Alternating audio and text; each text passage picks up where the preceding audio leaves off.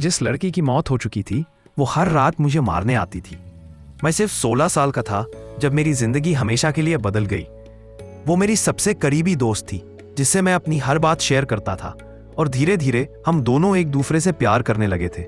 हम साथ हंसते थे, सपने देखते थे, लेकिन एक दिन अचानक बिना किसी चेतावनी के उसने आत्महत्या कर ली। उसी दिन से मेरी जिंदगी एक डरावने सपने में बदल गई। शुरुआत में मुझे लगा कि ये सब मेरे दिमाग का वहम है, शायद उसके जाने का सदमा है। लेकिन फिर मैं उसे देखने लगा। स्कूल के गलियारों में वो चलती हुई दिखती, गले में वही चुन्नी बंधी होती, घर में कमरे के कोने में खड़ी रहती।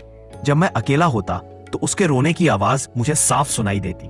वो मेरे कान में मेरा नाम फुसफुसाती, कभी कभी धीमे से गाना भी गाने लगती। एक दिन मैं शीशे के सामने खड़ा था जब अचानक मैंने उसे अपने पास खड़ा देखा। उसका चेहरा बिल्कुल सफेद था और उसकी आंखें नहीं थी।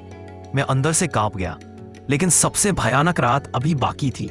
एक रात मैं गहरी नींद में सो रहा था, तभी अचानक किसी ने मेरा गला जोर से पकड़ लिया। मेरी सांस रुकने लगी। जब किसी तरह मैंने आंखें खोली तो वो मेरे सामने थी, रो रही थी और कह रही थी कि मैंने उसे अकेला छोड़ दिया है और अब मुझे उसके साथ जाना होगा। उस पल मुझे सच में लगा कि मेरी मौत तय है। कांपते हुए होठों से बड़ी मुश्किल से मैंने हनुमान चालीसा का पाठ शुरू किया। जैसे जैसे मैं पढ़ता गया मेरे गले का दबाव कम होने लगा और धीरे धीरे मेरी सांस वापस आने लगी। उस रात 3 बजे मैं रोता कांपता अपने परिवार के पास भागा और सब कुछ बता दिया। तब मैं 18 साल का था और पूरे 2 साल तक मैं इस डर के साथ जी चुका था। इसके बाद मैंने अपने कॉलेज का पूरा पहला साल हनुमान मंदिर में बिताया, क्योंकि मैं कहीं भी अकेले सोने से डरता था। आज 7 साल हो चुके हैं, वो अब मुझे दिखाई नहीं देती। सिर्फ एक बार वो सपने में आई थी, मुस्कुरा रही थी, शांत थी।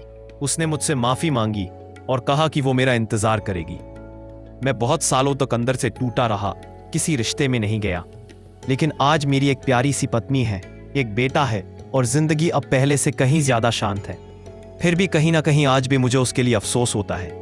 मन के किसी कोने से एक सवाल आज भी उठता है, क्या वो वाकई चली गई है या बस दिखाई देना बंद कर दिया है? हनुमान जी से बस यही प्रार्थना है कि जहां भी वो हो अब उसे शांति मिल गई हो।